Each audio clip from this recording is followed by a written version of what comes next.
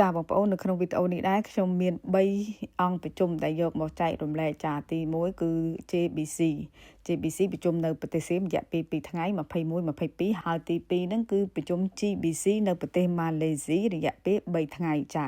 ហើយទី3ហ្នឹងគឺពាក់ព័ន្ធនឹងការប្រជុំអឺ IPU នៅប្រទេសស្វីសចាអញ្ចឹងទី1ហ្នឹងគឺប្រជុំ JBC នៅប្រទេសសៀមរយៈពេល2ថ្ងៃ21 22ហើយទើបតែចប់នៅកណ្ដាលអាត្រៀតនឹងប្រហែលជាខ្ទង់ម៉ោង1ចាចៃទៅគឺថាលូកនៅលើខ្សែវាអញ្ចឹងណាបងប្អូនចាអញ្ចឹងលទ្ធផលដែលទទួលបានមាន7ចំណុចនៅក្នុងអង្គប្រជុំហ្នឹងទី1គឺថាបញ្ជាក់ពីសមាជិកចូលរួមចាខាងយើងមានឯកឧត្តមឡាំជាដែលចូលរួមប្រជុំហ្នឹងហើយទី2គឺខាងប្រទេសសៀមគឺមានឯកឧត្តមប្រាសាទវិនិច្ឆ័យចាចូលរួមប្រជុំហ្នឹងចាអញ្ចឹងចូលទៅដល់ចំណុចទី2គឺការប្រជុំហ្នឹងធ្វើម៉េចឲ្យមានភាពស្និទ្ធស្នាលហើយនឹងបង្កើតមិត្តភាពល្អឡើងមកវិញចាហើយទី3ហ្នឹងគឺឯកភាពគ្នាប្រគល់ជូនអនុគណៈកម្មការបច្ចេកទេសព្រំដែនហៅកាត់ថា JTSC ចាអញ្ចឹងដើម្បីសាងសង់បកគោព្រំដែនឡើងវិញលេខ15តាមមកគោព្រំដែនចំនួនបារាំងហ្នឹងណាចាអញ្ចឹងរបស់ពីដើមតាំងពីចំនួនបារាំងហ្នឹងគឺយើងត្រូវធ្វើវាដដែលមកវិញចាហើយចំណុចទី4ហ្នឹងគឺឯកភាពគ្នាសាងសង់ឡើងមកវិញនៅបង្គោលព្រំដែនលេខទឹកចំនួន3ដែលយើងត្រូវឯកភាពគ្នាប៉ុន្តែអត់បានបញ្ជាក់ថានៅតំបន់ណាទេដឹងតែបង្គោលព្រំដែនលេខទឹកចាហើយទី5ហ្នឹងគឺឯកភាពគ្នាពន្លឿនការកែសម្រួលបច្ចេកទេសតាក់ទងនឹង TOR 2003ចាតាក់ទងនឹងការគេហៅថាផែនទីដូចជាលក្ខណៈបើតាមខ្ញុំគិតខ្ញុំអត់សូវស្គាល់ដែរណាអូតូហ្វូននោះប្រហែលជាតាក់ទងនឹងដូចជា Google អីអញ្ចឹងណាតាក់ទងបច្ចេកទេសចាហើយទី6នេះរៀងល្បិតបន្តិចបងប្អូនហើយប្រហែលជាចំណុចទី6នេះគឺយើងរងចាំទាំងអស់គ្នាហើយពាក់ព័ន្ធនឹងការចុះវាស់វែងនិងខណ្ឌសីមាព្រំដែនលើដីជាក់ស្ដែងក្នុងកំណត់ព្រំដែនបង្គោលចន្លោះលេខ42 47នៅក្នុងតំបន់ភូមិជោគជ័យនិងព្រែកច័ន្ទចាដែលប្រទេសសៀមគេហៅថាភូមិនងច័ន្ទនិងភូមិនងយ៉ាកែវបងប្អូនចាអញ្ចឹងនៅក្នុងហ្នឹងមាន4ចំណុចទូចៗដែរអញ្ចឹងមានខភាគីទាំងពីរបានឯកភាពគ្នាសម្របសម្រួលបញ្ចប់ណែនាំបច្ចេកទេសTI នឹងសម្រាប់ការវាស់វែងរួមគ្នានឹងបោះបង្គោលបណ្ដោះអាសន្ននៅកំណត់ព្រំដែនអតិភិបនៅចន្លោះលេខ42 47បងប្អូនចាហើយចំណុចខនេះគឺបន្ទាប់ពីបញ្ចប់ការវាស់វែងបោះបង្គោលបណ្ដោះអាសន្នព្រមគ្នាហើយគឺទទួលការយល់ព្រមពីរដ្ឋបាលរៀងៗខ្លួនចាភាគីទាំងពីរហ្នឹងគឺស្នើសុំយោបល់ពីរដ្ឋបាលហ្នឹងដើម្បីពិនិត្យសម្រាប់នៅលើការបង្កើតយន្តការសមស្របណាមួយសម្រាប់ការកែសម្រួលកាន់កាប់និងអាស្រ័យផលរបស់ភាគីទាំងពីរចាហើយចំណុចគឺការបោះបង្គោលបណ្ដោះអាសន្នគឺធ្វើឡើងក្នុងគោលបំណងបម្រើឲ្យមានការវាស់វែងប៉ុណ្ណោះដោយមិនត្រូវប៉ះពាល់ខ្សែព្រំដែនអន្តរជាតិកម្ពុជាសៀមទេចាចំណុចខគឺភាគីទាំងពីរសម្របសម្រួលណែនាំអាជ្ញាធរមូលដ្ឋានរួមទាំងកងកម្លាំងយោធាជនស៊ីវិលដើម្បីចូលរួមធានាសុវត្ថិភាពនិងមិនរារាំងដល់ក្រុមវាស់វែងចម្រុះព្រមទាំងត្រូវជៀសវាងរាល់សកម្មភាពបង្កហេតុអាចបង្កើតឲ្យមានភាពតានតឹងបន្ថែមទៀតក្នុងតំបន់នេះហើយត្រូវធានាសុវត្ថិភាពពីក្របមីនដោយអនុលោមមាត្រា3និងនៃ MOU 2000ចាហើយចុងក្រោយទី7នេះភាគីទាំងពីរឯកភាពគ្នាថាកិច្ចប្រជុំបន្ទាប់គណៈកម្មការចម្រុះខណ្ឌសីមាព្រំដែនគោកនឹងហៅកាត់ថា JBC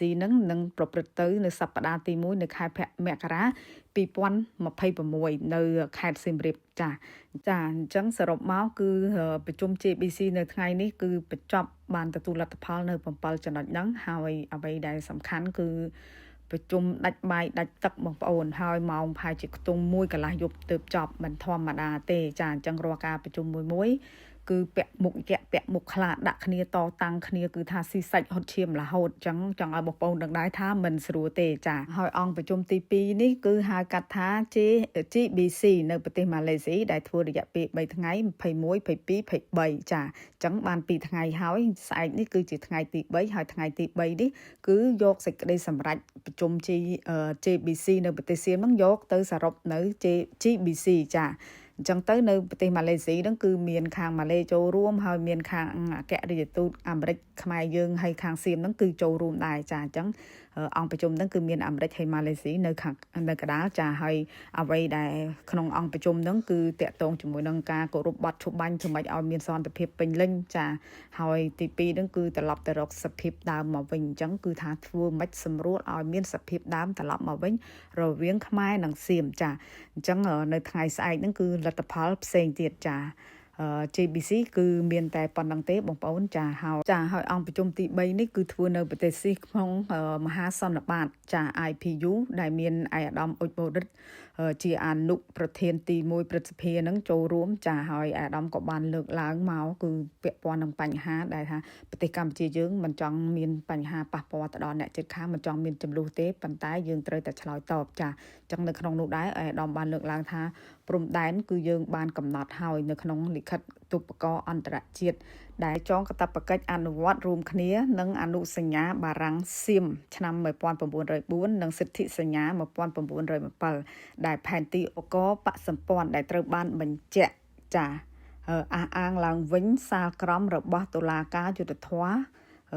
អន្តរជាតិ ICJ ចាហើយនៅឆ្នាំ1962ចានិង2013បងប្អូនចាចំនួនកើតឡើងវិញចេញពីការមិនគោរពលិខិតឧបករណ៍ច្បាប់ដែលត្រូវបានទទួលស្គាល់ជាអន្តរជាតិទាំងនេះអញ្ចឹងចង់និយាយថាខាងបារាំងខាងសៀមហ្នឹងគឺវាអត់ទទួលស្គាល់ហ្នឹងបានធ្វើឲ្យវាមានចំនួនហ្នឹងកើតឡើងចាអញ្ចឹងប្រជាពលរដ្ឋកម្ពុជានៅតែប្រឈមមុខជំនះចេញពីលំនៅឋានហុំព័ទ្ធទៅដោយបន្លាលួសចាបន្លាលួសដែលគេព័ទ្ធយើងហ្នឹងណាហើយនឹងមានការបណ្ដេញប្រជាជនយើងចេញចាហើយទាហានកម្ពុជា18នាក់ក៏នៅមិនទាន់បានដោះលែងរួចខ្លួនដែរហើយទាំងការរំលោភគេហៅថាប្រទេសសៀមឃុំទាហានរបស់កម្ពុជាយើង18នាក់ហ្នឹងគឺថារំលោភសិទ្ធិលើសិទ្ធិមនុស្សហើយលើអនុសញ្ញាក្រុងសឺណែវទី3ចានៅក្នុងហ្នឹងណាអញ្ចឹងឯកឧត្តមបានលើកឡើងអញ្ចឹងហើយចុងក្រោយគឺនេះគឺថាបំផិតបំភ័យផ្លូវចិត្តដូចជាការចាក់ភ្លេងសំឡេងខ្មោចនិងការស្រែកសំឡេងទ្រហោយំអីនៅពេលយប់ចាហើយវិជាការវាយប្រហារទៅលើសេចក្តីថ្លៃថ្នូររបស់មនុស្សចាហើយនឹងរំលោភទៅដល់រំលោភអនុសញ្ញាក្រុងសឺណែវនៃទី4ចាអញ្ចឹងទៅគឺថាដោះស្រាយគាត់ព្យាយាមថាធ្វើម៉េចឲ្យមានការដោះស្រាយដោយសន្តិវិធីនិងគោរពច្បាប់អន្តរជាតិហើយយកការពិតមកនិយាយអញ្ចឹងការពិតនៅតែឈ្នះនៅការមិនព័ត៌មានមិនពិតអញ្ចឹងឯកឧត្តមចង់បញ្ជាក់ថាគាត់ត្រូវតែឡើងមកនិយាយបកស្រាយហើយព្យាយាមធ្វើយ៉ាងម៉េចឲ្យ